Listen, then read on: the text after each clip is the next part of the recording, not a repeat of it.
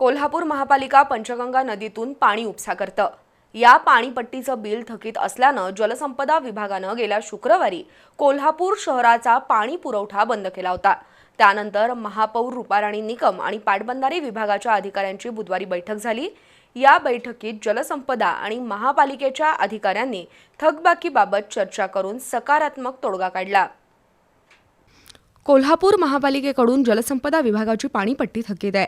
2011 पासूनची बिलाची रक्कम भरली नसल्यानं गेल्या शुक्रवारी जलसंपदा विभागानं महापालिकेच्या पाणी उपसा केंद्राला सील ठोकलं होतं।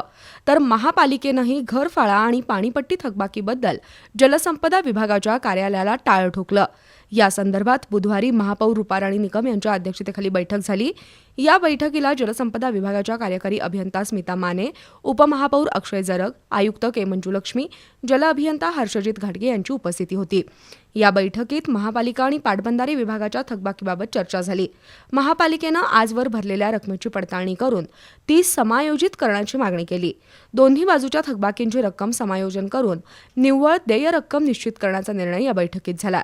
यावर्षी महापालिकेनं जलसंपदा विभागाकडे 7,40,00,000 रुपये भरले असून 31 मार्चपर्यंत आणखी काही रक्कम देण्याचा प्रयत्न केला जाईल, असं आयुक्त के मंजुलक्ष्मी यांनी सांगितलं। तर जलसंपदा विभागाच्या मागणीनुसार महापालिकेच्या घरफाळा आणि पाणीपट्टी बिलावरील दंडव्याज माफ करण्याबाबत लवकरच निर्णय घेतला जाईल, अशी माहिती महापौर रूपाराणी निकम यांनी दिली। दोन्ही बाजूनं एकमेकांची थकबाकी भरण्यासाठी प्रयत्न करण्याचा तोडगा बुधवारच्या बैठकीत काढण्यात आला।